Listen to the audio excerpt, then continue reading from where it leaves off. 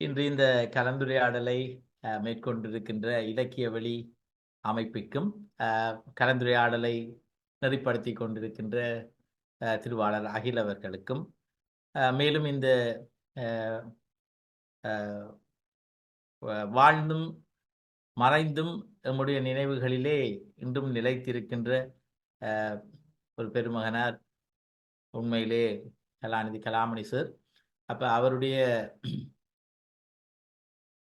இந்த ஒரு வகையிலே அவருடைய நினைவுகளை மீட்பதற்கும் அவருடைய பங்களிப்பினை காத்திரமான பங்களிப்பினை மீண்டும் ஒரு தடவை நாங்கள் திரும்பி பார்ப்பதற்கும் ஒரு வாய்ப்பாக அமைந்திருக்கின்ற இந்த நிகழ்வு, அதில் எனக்கும் ஒரு வாய்ப்பு அளித்தமைக்கு முதலில் நன்றி தெரிவிக்கிறேன்.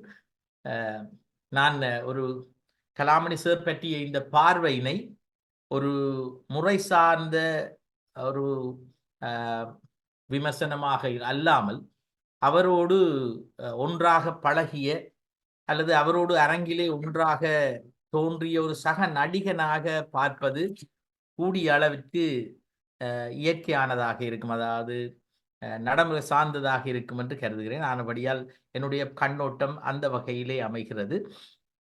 கலாமணி சாரை எனக்கு கிட்டத்தட்ட 1991ஆம் ஆண்டு அவருடைய நாடக அரங்கிலே சந்தித்தது தான் என்னுடைய முதலாவது அவருடைய அறிமுகம். அந்த நேரம் நான் பல்கலைக்கழகத்திலே கற்று முடித்து இறுதி ஆண்டிலே பரீட்சைக்கு தோற்றிவிட்டு இருந்தேன். அப்பொழுது கலாமணி சாருடைய நாடகம் ஒன்று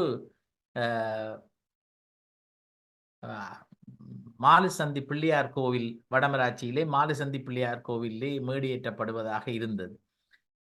நாங்கள் பல்கலைக்கழக மாணவர்களாக இருந்த காலத்திலே பேராசிரியர் பாலசுந்தரம் உருவாக்கிய நாட்டார் வழக்கியற் கழகத்திலே அங்கத்தவர்களாக இணைந்து காத்தவராயன் கூத்து நாடகத்திலே சுமார் அந்த நேரம் ஒரு 42 மேடைகள் வரையிலே ஏறி இருந்தோம். அந்த அனுபவம் இருந்தது. அப்பொழுது கலாமணி சாருடைய அறிமுகம் எனக்கு ஒரு எதிர்பாராத அழைப்பாகத்தான் கிடைத்தது. அவருடைய நாடகம் அன்று மாலுசந்தி பிள்ளையார் கோவிலே பூதத்தம்பி நாடகம். அந்த பூதத்தம்பி நாடகத்தை அரங்கேற்றுவதற்கு எல்லா ஆயத்தங்களையும் செய்திருந்தார்கள். திடீரென்று அந்த நாடகத்திலே ஒரு சேவகராக நடிப்பவருக்கு உடல்நிலை சரியில்லாமல் போய்விட்டது. இதனால் கலாமணி சார் பேராசிரியர் சண்முகதாஸ் சாரோடு தொடர்பு கொண்டு தன்னுடைய இந்த நாடகத்திலே நடிப்பதற்கு யாராவது பல்கலைக்கழகத்தில் இருந்து ஒரு நாடக பாரம்பரிய நாடகங்களிலே அனுபவம் உள்ள ஒருவரை தொடர்பு கொண்டு தனக்கு உதவி செய்யுமாறு கேட்டிருந்தார். உண்மையிலே அந்த அந்த அவருடைய அந்த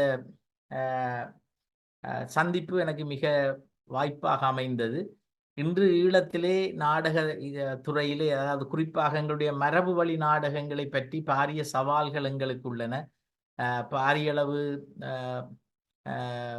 எதிர்விசைகள் மரபு வழி நாடகங்களுக்கு வழங்கப்பட்டு கொண்டிருக்கிறது சமூகத்திலே.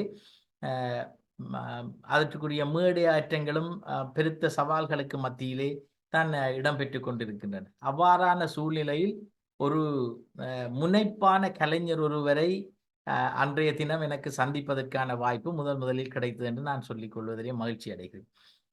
நான் கலாமணி சார் வீட்டுக்கு என்னுடைய துவிச்சக்கர வண்டியில் தான் செல்ல வேண்டியிருந்தது. அது யுத்த காலம், பெட்ரோல் தடை செய்யப்பட்டிருந்தது. அதனாலே நாங்கள் அனைவரும் துவிச்சக்கர வண்டியை பயன்படுத்தி கொண்டிருந்தோம். அப்பொழுது நான் கலாமணி சார் வீட்டுக்கு சென்ற பொழுது எனக்கு பூதத்தம்பி நாடகம் எனக்கு அறிமுகத்தில் இல்லை. அவர் அந்த நாடகத்தை ஏற்கனவே ஒரு 10-12 தடவை மேடையேற்றி முடித்திருந்தார். அப்பொழுது நான் ஒரு காத்தவராயன் கூத்து கலைஞனாகத்தான் இருந்தேன். ஆனால் கலாமணி சார் பல்வேறு வகையான நாடகங்களை ஆற்றிய செய்திருக்கிறார். அதை பற்றி நான் பின்னர் என்னுடைய இதொரு அவரை பற்றிய விமர்சனம் அல்லாமல் அவரோடு எனக்கு ஏற்பட்ட ஒரு அனுபவ பார்வையாகத்தான் நான் இதிலே பகிர்ந்து கொள்கின்றேன். பின்னர் நான் அதை பற்றி சொல்லுகின்றேன். அப்பொழுது கலாமணி சார்கிட்ட வீட்டுக்கு நாங்கள் போய் சேரும்போது மாலை ஒரு 5 மணி இருக்கும். அப்பொழுது அவர் தன்னுடைய முற்றத்திலே ஏனைய அந்த நாடகத்திலே பங்கு பெற்றுகின்ற கலைஞர்களை வைத்துக்கொண்டு ஒரு சிறிய ஒத்திகை ஒன்றை நிகழ்த்தி கொண்டிருந்தார். அப்ப அந்த அந்த இடத்திலே நாங்கள் போய் நான் என்னை அறிமுகப்படுத்தி கொண்டேன். ஓ நல்லது, எனக்கு உங்களை தெரியும், வாருங்கள் என்று சொல்லி எங்களை வரவேற்று விட்டு அதன் பின்னர் அவர் எனக்கு தன்னுடைய அந்த நாடகத்தினுடைய பகுதியை சொன்னார். இதுதான் காட்சி. இந்த நாடகம் நீங்கள் முதலில் பார்த்திருக்கிறீர்களா என்று நான் சொன்னேன். ஓரிரு தடவை பார்த்திருக்கிறேன். ஆனால் எனக்கு இதனுடைய வசன பிரதி பாடமாக இல்லை. மற்றது இந்த நாடகம் அது இசை நாடகம் என்பதால் பாடல்கள் இருக்கின்றன. அப்ப எனக்கு பாடல்களும் அவ்வளவு தூரம் பரிட்சயமாக இல்லை. நான் முறையாக சங்கீதம் கற்றவன் அல்ல என்பதையும் அவரிடம் தெரிவித்தேன். அப்ப சார் எனக்கு சொன்னார், அது ஒரு பெரிய பிரச்சனையே இல்லை. இதுதான் கலாமணி சார்ல நான் நாடக அரங்கிலே கண்டுகொண்ட முதலாவது பாசிட்டிவ், ஒரு முதலாவது நேர்மயமான ஒரு சிந்தனை போக்கு, அனைவரையும் ஊக்கப்படுத்துவார். அவர் சொன்னார், அது குறுகிய நேரத்திலே உங்களால் அது செய்ய முடியும், பாட முடியும் என்று சொல்லி எனக்கு 2 பாடல்கள், காவிராகத்திலே அமைந்த 2 பாடல்களை அதிலே சொல்லி தந்து, நீங்கள் இன்ன மாதிரியான ஒரு சிச்சுவேஷன்ல இந்த நாடகத்திலே இன்ன கட்டத்தில நீங்கள் இந்த பாடலை பாட வேண்டும் என்று விளங்கப்படுத்தி இருந்தார். அன்று அந்த நாடகம் மிக சிறப்பாக மாலிசந்தி பிள்ளையார் கோவில் முற்றத்திலே முன் வீதியிலே அரங்கேற்றப்பட்டது.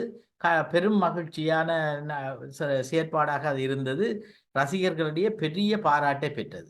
அந்த நாடகத்திலே இறுதியிலே வருகின்ற ஒரு காட்சியிலே, அதில் பூதத்தம்பி நாடகம் அனைவருக்கும் தெரிந்திருக்கும். இறுதியிலே பூதத்தம்பி அந்திராசியினால் சதி செய்யப்பட்டு கொல்லப்படுவதாக அந்த காட்சி.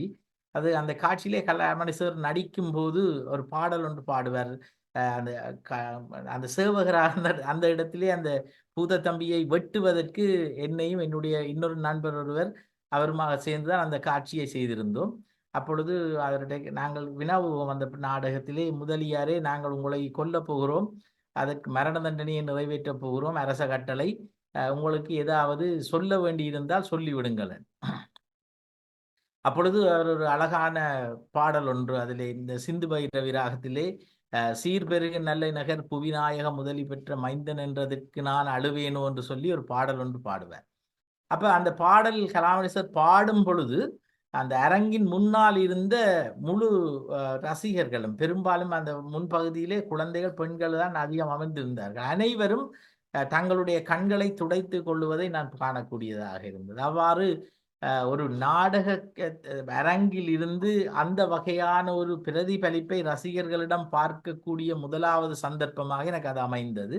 நான் அதிலே கலாமணீஸ்வரனுடைய அந்த திறமையை நான் அந்த இடத்திலே வியந்து கொண்டேன்.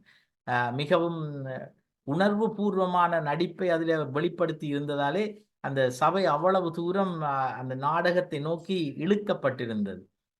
எனக்கு தரப்பட்ட இந்த பகுதி அவருடைய நாடக பல்வகைமை திறமையை ஆராய்வதாக இருந்தது. அவருடைய அரங்க ஆளுமையினுடைய பல்வகை பரிமாணங்களை நான் இதிலே கதைக்க வேண்டும். அப்ப முதலாவதாக நான் இதிலே அவரிடம் அடையாளம் கண்ட ஒரு விடயத்தை இதிலே சொல்லியிருக்கேன். அவர் ஒரு சிறந்த உணர்வு பூர்வமான நடிகனாக அரங்கிலே வலம் வந்திருக்கிறார். குறிப்பாக கலாமணி சாருக்கு இந்த இசை நாடக அரங்குகளில் நாங்கள் சொல்லிக் கொள்வது இந்த ராஜபாட்டு என்று சொல்லுவார்கள். அரச பாத்திரங்களை ஏற்று, கதாநாயகர்களாக அரச பாத்திரங்களை ஏற்று நடிப்பது அவருக்கு மிக பொருத்தமாக அமைகின்ற தன்மை இருந்தது. பிற்காலத்திலே கலாமணி சாரோடு நான் பூதத்தம்பி நாடகத்திலே நடித்து பல நாடகங்கள், 28 மேடைகள் பூதத்தம்பி தொடர்ந்து அரங்கேறியது.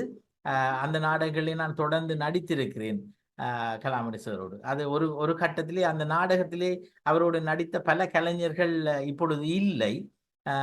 சிங்கராஜா என்று சொல்லி அழைக்கப்படுகின்ற கலாமணி சாருடைய உறவினர் அவர்தான் அந்த நேரம் அந்த நாடகத்திலே அழகவல்லியாக நடித்து கொண்டிருந்தார். அதன் பின்னர் அரியாலையிலே செல்வம் என்று சொல்லுவார்கள். அவர் சிறந்த ஒரு இசை நாடக புகழ்பெற்ற பெண் நடிகர். அவர் அழகவல்லியாக அறிமுகமானார். அதே போல அந்த நாடகத்திலே நான் நினைக்கிறேன் ஒரு 10-12 மேடைகள் வரையிலே நான் தொடர்ந்தும் அந்த சேவகன் பாத்திரத்திலேயே அவர் நடிக்குமாறு என்னை கேட்டுக்கொண்டார். அப்பொழுது அவர் எனக்கு பல்கலைக்கழகத்திலே விரிவுரையாளராக எனக்கு அறிமுகம் இல்லை. நான் என்னுடைய முதலாவது பட்டப்படிப்பை, நான் ஒரு வணிகமானி பட்டதாரி. அப்ப முதலாவது பட்டப்படிப்பை தான் அப்பொழுது நிறைவு செய்திருந்தேன். பின்னர் தான் நான் ஒரு ஆசிரியராக இணைந்து கலாமணி சாரிடம் பிற்பட்ட கல்வி டிப்ளோமா பாடத்தையும் முதுகல்வி மாணி பாடத்தையும் படிக்கின்ற மாணவனாக சந்திக்க வேண்டிய அறிமுகம் வந்தது. அப்பொழுது கலாமணி சார் அந்த அரங்கிலே வெளிப்படுத்திய அந்த நுட்பங்கள் என்னை அதிகளவாக கவர்ந்தபடியாலும், அதே போல என்னுடைய அந்த அரங்கிலே நான் செயற்பட்ட விதம் கலாமணி சாருக்கும் அதிகம் பிடித்து கொண்டதாலும் கலாமணி சார் என்னை பிடித்து கொண்டார்.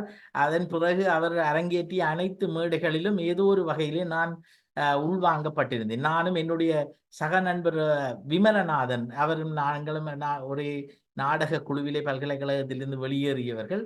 அப்ப இருவருமே தொடர்ந்து கலாமணி சாருடைய அரங்கிலே நாங்கள் பயணித்துக் கொண்டிருந்தோம். ஒரு கட்டத்திலே இந்த பூதத்தம்பி நாடகத்திலே கலாமணி சாருடைய அவர்களுடைய தங்களுடைய நாடக குழுவிற்கு மனோகர கான சபா அல்வாய் மனோகர கான சபா நாடக மன்றம் என்ற பெயரில் தான் அது அரங்கேறப்பட்டு கொண்டிருந்தது.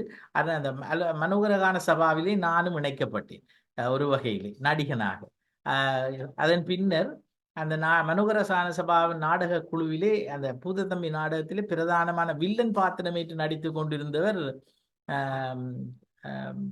கலாபூஷணம் பாலசிங்கம் ஆசிரியர் அவர்கள். ஆனால் அவர் ஒரு சற்று காலத்திலே அவர் காலமாகிவிட்டார். இதனால் அந்த நாடகத்தினுடைய பிரதான வில்லன் பாத்திரமான இருந்த அந்திராசிக்கு ஆள் இல்லாமல் போய்விட்டது. அப்பொழுது திடீரென்று ஒரு மேடை வாய்ப்பு கிடைத்தது பூதத்தம்பி நாடகம் ஆற்றுகை செய்வதற்கு. அப்பொழுது கலாமணி சார் சொன்னார், விஜயபாஸ்கர் நீர் கிட்டத்தட்ட இப்ப 10 நாடகத்துக்கு மேல பூதத்தம்பி நடிச்சிருக்கிறீர், ஆனபடியால் உம்மால முடியும், நீர் இந்த இன்றைக்கு அந்திராசிக்கு நடிக்கிறீர் என்று சொன்னார். அப்பொழுது எனக்கு அந்த பாடல்கள் அனைத்தும் பாடமாக இருந்தது, ஆனால் பயமாக இருந்தது. ஒரு அந்த இடத்திலே கலாமணி சாரை ஒரு சக நடிகராக பார்ப்பதற்கு பதிலாக நான் அந்த இடத்திலே ஒரு நாடகத்தை தயாரிக்கின்ற ஒருவராக பார்த்தேன். கலாமணி சார் நாடகத்தை தயாரிக்கின்ற பண்பொன்று வித்தியாசமாக இருந்தது.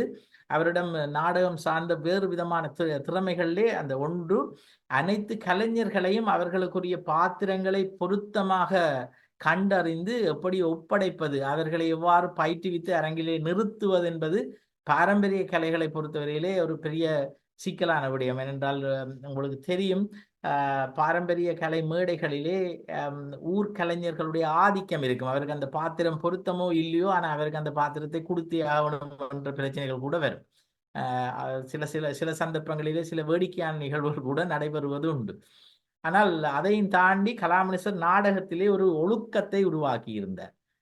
அதாவது ஒரு தயாரிப்பாளர் அல்லது அதை நாங்கள் எங்களுடைய சுதேசிய மொழியிலே அதை நாங்கள் அண்ணாவியார் என்று சொல்லிக் கொள்வோம். அந்த சொல்லை பயன்படுத்துவது உண்டு.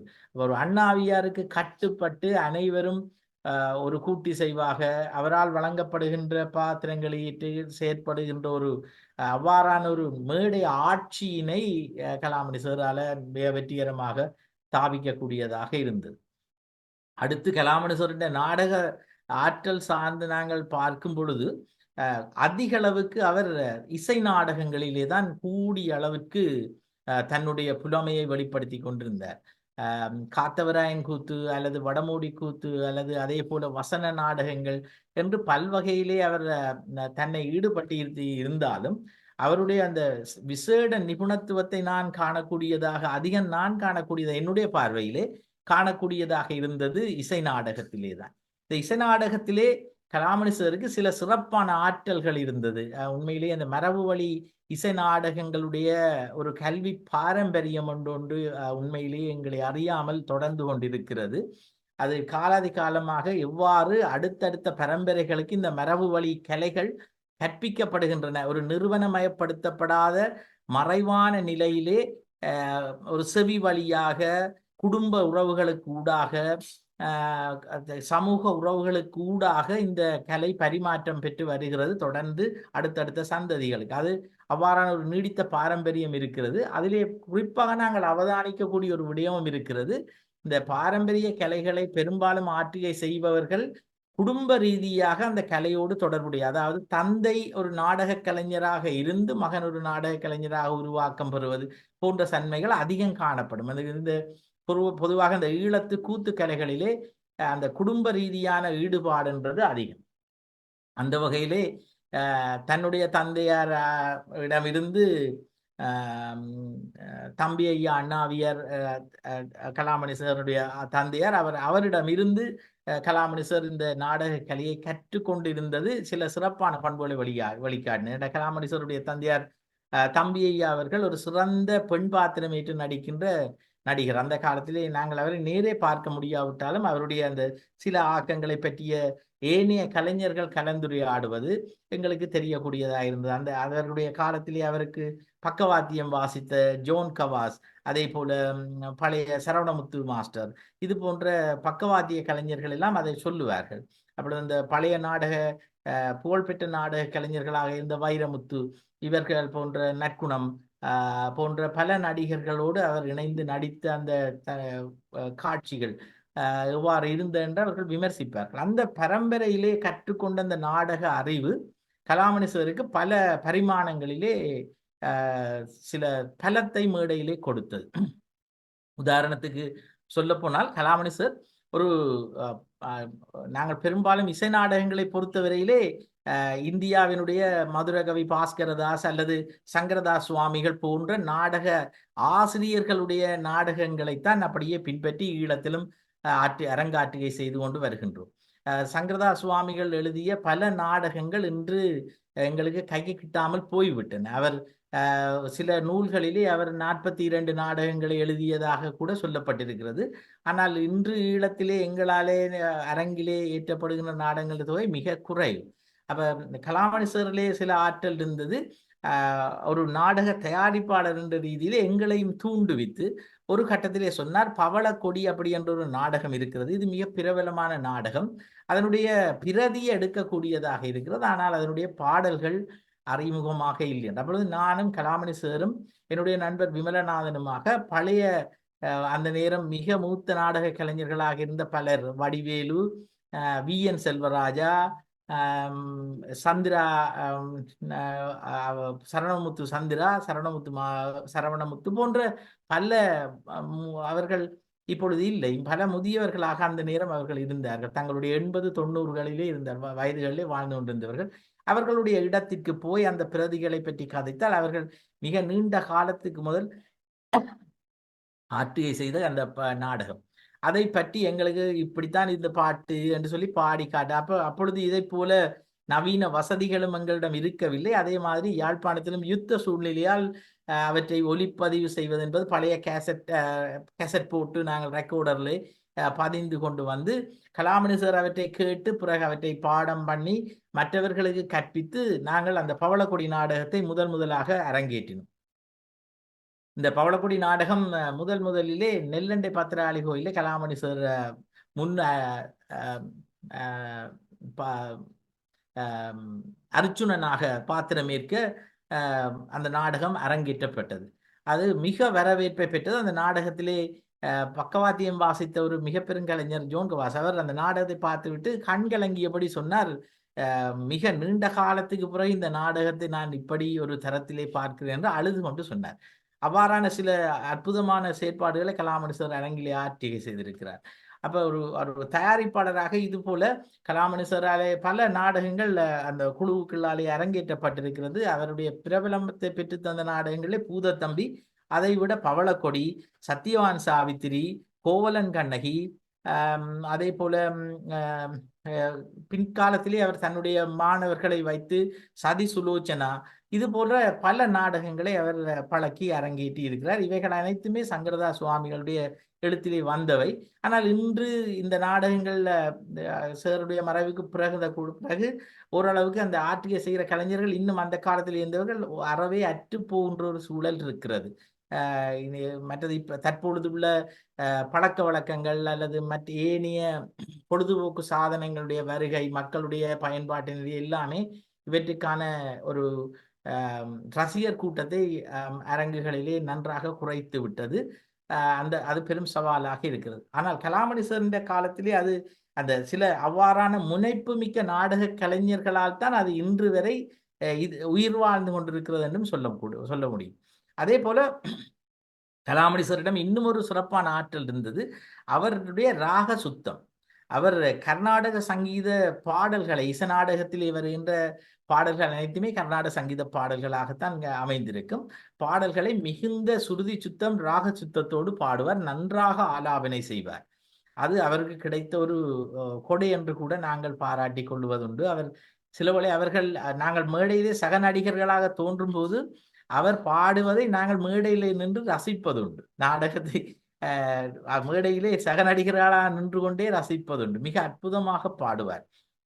அதே போல கலாமணி சாரிடம் இன்னொரு பரிமாணம் இருந்தது. ஒரு சிறந்த அவர் ஒரு இன்னொரு பரிமாணத்திலிருந்து வந்தவர். ஒரு கல்வி புலத்திலே ஒரு உயர்ந்த நிலையை அடைந்து அதே வேளையிலே இசை நாடகத்தையும் ஆற்றுகை செய்கின்ற ஒருவராக இருந்தபடியாலே அவரிடம் ஒரு சிறப்பான ஆற்றல் ஒன்று இருந்தது. தேவையான நேரத்திலே நாடகத்திலே புதிய பாடல்கள் தேவைப்படும் போது தானாக உருவாக்கி கொள்ளும் திறமை கூட இருந்தது. அது பல தடவைகளிலே பார்த்திருக்கிறோம். இதே உதாரணமாக ஒரு தடவை கலாமணி சாருக்கு ஒரு விருப்பம் இருந்தது.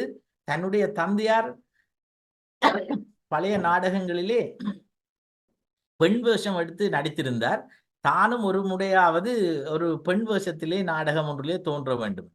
அப்பொழுது நானும் என்னுடைய நண்பனுமா சொன்னோம், சார் நீங்கள் அப்படி என்றால் ஒருக்கா சாவித்திரிக்கு வாருங்கள், நல்லா இருக்கும் என்று. அப்ப கலாமணி சார் அது சாவித்திரிக்கு வர வேண்டும் என்று வலிக்கிட்டார். அப்ப இந்த சாவித்திரி நாடகத்துக்கு நாங்கள் ஒத்திகை பார்க்க வேண்டும். அப்பொழுது அந்த ஒத்திகையை அரியாலையிலே ஒரு செல்வரத்னத்தினுடைய இன்னொரு நண்பர் ஒருவருடைய வீட்டிலே வைத்து பார்த்தோம். அவருக்கு என்ன சோக சோபித சொர்ண குயில் என்ற பட்டம் இருக்கிறது. அவருடைய வீட்டிலே வைத்து பார்த்தார். அப்பொழுது அங்கே சாவித்திரி யமனோடு வாதிடுவதற்கு ஒரு கட்டம் வருகிறது. அது சங்கரதாஸ் சுவாமிகள் எழுதிய பாடல் ஒன்றும் இருக்கிறது. ஆனால் அந்த பாடலின் பார்க்க அந்த இன்னொரு பாடலை மேலதிகமாக போட்டு அந்த அது உங்களுக்கு தெரியும், அந்த பல்வேறு தடவை யமனை சந்தித்து வரம் கேட்கிற காட்சி. அப்போ ஒரு தடவை வரம் கேட்பதற்கு ஒரு புதிய பாடல் ஒன்றை போட்டால் என்ன என்றொரு சூழ்நிலை வந்தது. உடனடியாக கலாமணி சார் அதில் ஒரு அழகான பாடலை எழுதினார்.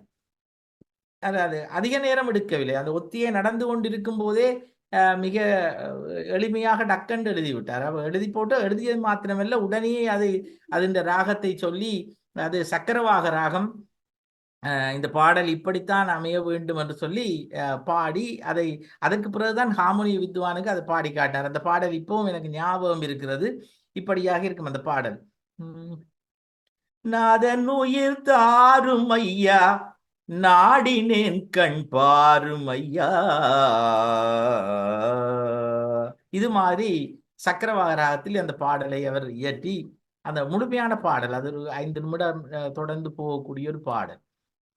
சாவித்திரி யமனை பார்த்து பாடுவதாக ஒரு பாடல். அந்த பாடலை அவர் அதில் இயற்றி பாடினர். அதே போல பின்வரும் மேடைகளிலே ஒவ்வொரு இடமும் திடீரென்று பாடலை பாடக்கூடிய ஆற்றல், அது உடனே உருவாக்கி சொல்லக்கூடிய ஆற்றல் அவரிடம் இருந்தது. ஒரு சந்தர்ப்பத்திலே ஒரு வரவு கட்டம், இந்த கஜகேது என்ற ஒரு அரசன் சத்தியவான் சாவித்திரி நாடகத்திலே அவன் வருகை கட்டம். அவருக்கு அந்த சாதாரணமாக நாடகத்தில் என்ன செய்வார்கள் என்றால், வருகை கட்டத்துக்கு ஒரு பாத்திரம் பாடிக்கொண்டு உள்ளே வருவது இசை நாடகத்தின் மரம். அதனுடைய அறிமுகம் பாட்டோடு வர வேண்டும். ஆனால் சங்கரதாஸ் சுவாமிகளுடைய நாடகத்திலே கஜகேது என்ற பாத்திரத்துக்கு பாடல் கட்டம் கிடையாது. அப்ப அந்த பாத்திரம் அவ்வாறு இருக்கக்கூடாது என்று கலாமணி சார் நினைத்தார். அப்பொழுது உடனடியாக ஒரு பாடலை சொன்னார். அந்த மேடை இது ஒத்திகையிலே வரவில்லை, மேடையிலே நாடகம் நடந்து கொண்டிருக்கும் போதே திடீரென்று ஒரு பாடலை இயற்றி பாடுகின்ற ஆற்றல் கலாமணி சாருக்கு இருந்தது. பக்கவாத்தியக்காரர் கூட என்ன பாடல் பாடப்போகிறார் என்று தெரியாது. அதை தெரிவிப்பதற்காக ஒரு உபாயத்தை கையாண்டார். தோடி ராகத்திலே அந்த பாடல் அமைய போகிறது. அப்ப இந்த பாடலை இப்படி தொடங்கினார், தோடி விடுவார் என்றோ அப்படி என்று அந்த பாடல் தொடங்கியது. முதலாவது வரி தோடி விடுவார் என்றோ, முதல் எடுத்த உடனே தோடி விடுவார் என்றோ என்றார். இரண்டாவதாக பயந்தோடி பயந்தோடி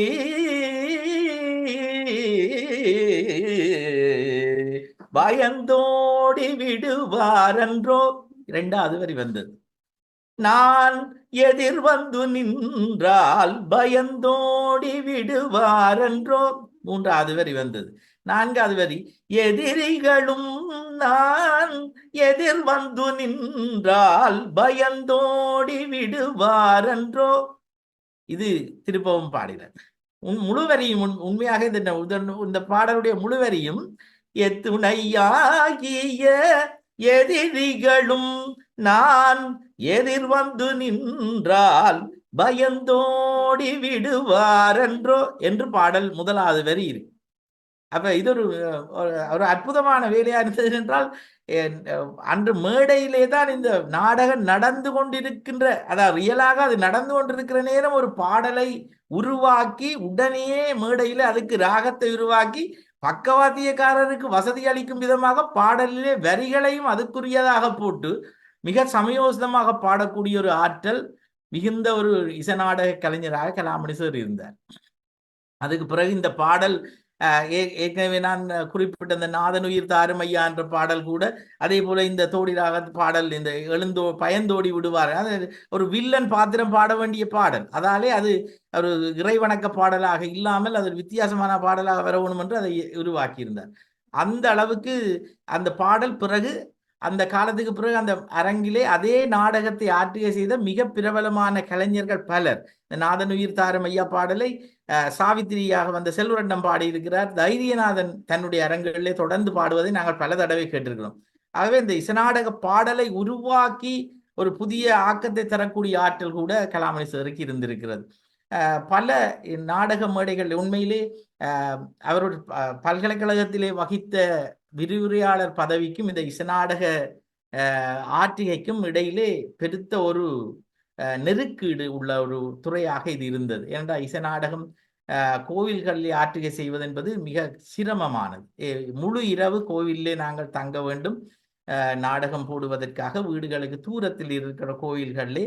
அதே போல அதற்கு பல நாள் பயிற்சி எடுக்க வேண்டும். மேடை, ஒப்பனை, லைட், அதே போல நடிகர்கள், பக்கவாத்தியம், அவர்களுக்குரிய சாப்பாடு, பிரயாணம் என்று பலவற்றை ஒழுங்கு செய்ய வேண்டும். அப்ப நிறைந்த பிரயத்தனத்தை செலுத்த வேண்டிய ஒரு துறையாக இந்த இசை நாடகங்கள், பரவபடி நாடகங்கள் இருக்கின்றன.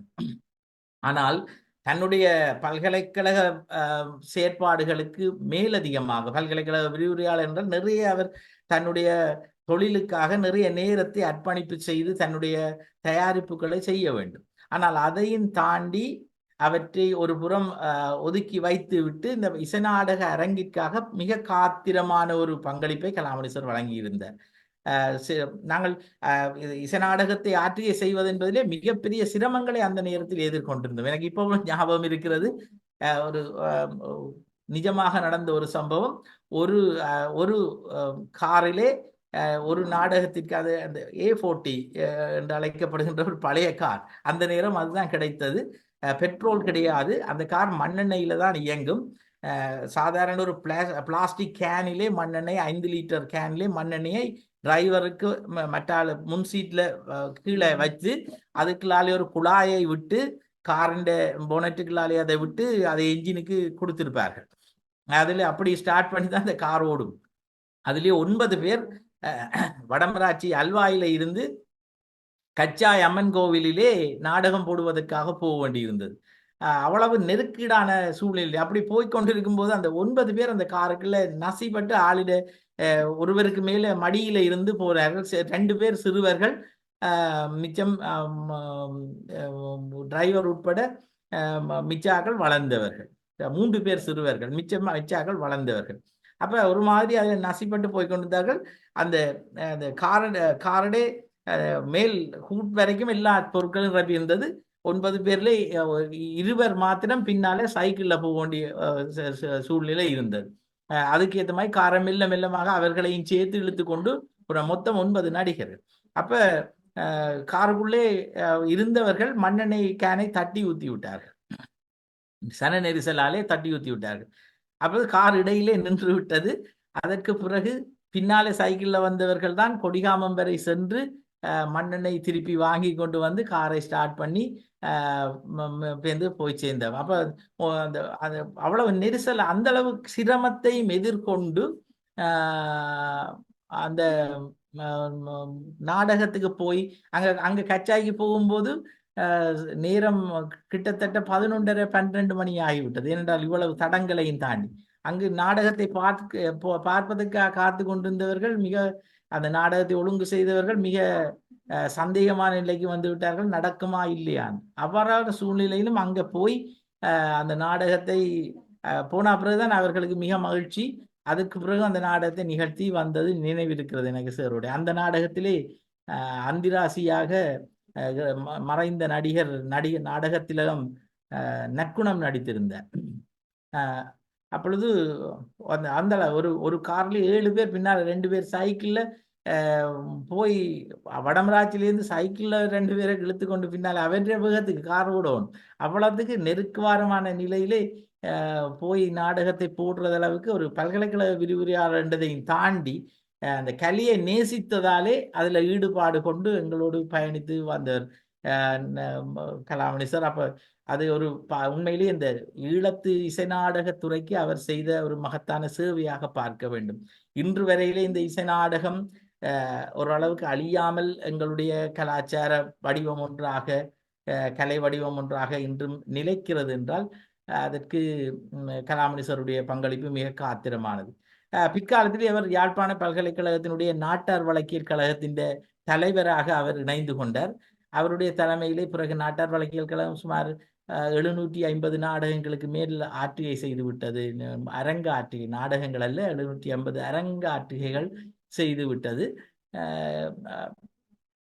தொடர்ந்தும் நாட்டார் வழக்கியல் கழகம் அவருடைய நினைவாக பல அரங்குகளிலே நாங்கள் அவரை நினைவு கூர்ந்து பல ஒத்திகைகளிலே அவரை பற்றிய பேச்சை பேசிக்கொண்டே இருப்பார்கள்.